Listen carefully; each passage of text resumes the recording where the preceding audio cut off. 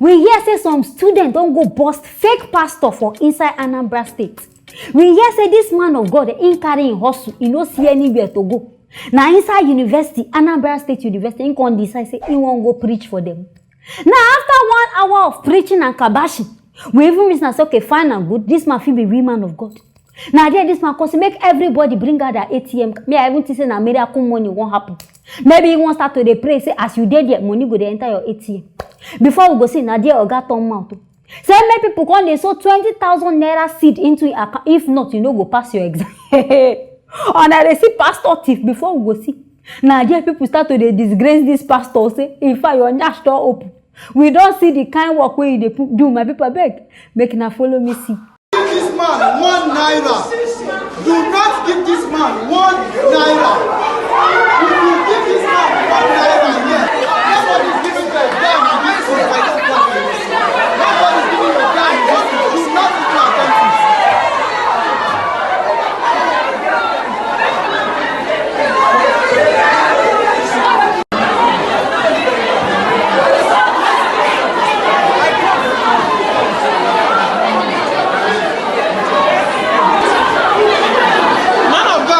Man of God, in fact, I go first commend you, say, you try to convince this student.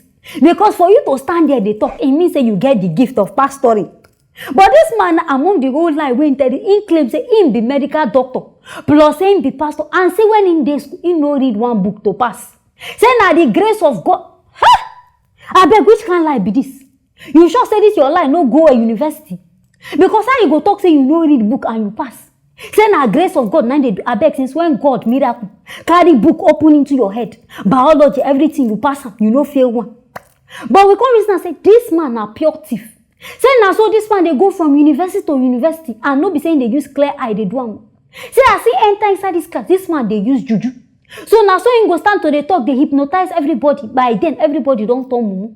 Say if no be say this boy will come out and I see where the person they talk say don't give this man a penny. Say he don't already scam this guy before. Now he come out and I can't boss them. Say make this student not give him money.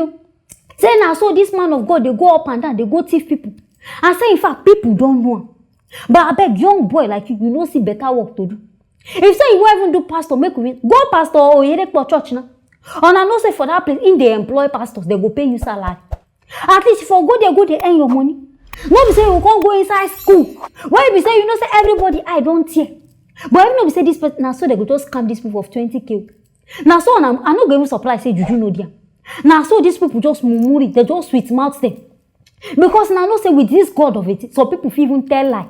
And they go believe. They go take say God do this and they go answer them. I no go surprise say now what did this man do for them? But this one a pure scam, making that they wise up. As student no be say you just day school, they say you come there. Let the school say pass through you. Open your eye. No say some kind things where they happen, you know they make sense at all. But this man, I don't know be in a police station, they go carry him, be wherever they go carry him. But I hope say they go carry him, make him go face punishment. So that next time, in fact, this is you, think go just hang out for somewhere. You know, go even reason to do pastor for his life. Talk less of saying one go scam person again. Anyway, my viewers, now here I go end them for today. If you get anything to talk about this one, make you write them inside the comment section. Make now stay tuned for our next story. Oyimbo, una no go even continue to surprise me. But before I talk this one, I greet everybody where they watch me according to your time. If na morning, if na afternoon, if na evening, I say make I greet una first.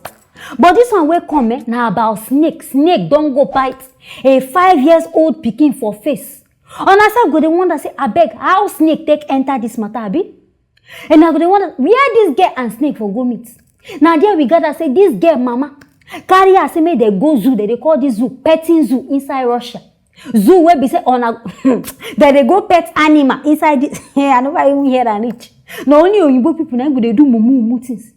Now as they carry themselves say na inside they come decide okay may they go where things go kill them now things will go shock them. Now there they carry themselves enter where snake they did.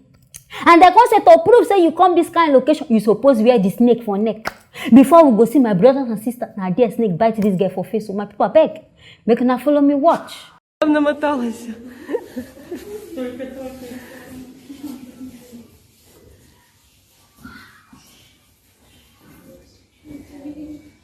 Ожерелье тебе такое. Слушайте, это ничего, да?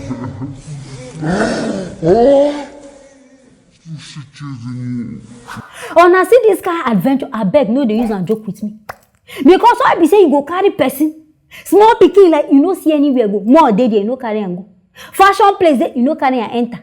Na zoo wey be say you know say this animal, wey be say we still dey pay for the sins of Adam and Eve. We never even still pay am, you can't carry am go.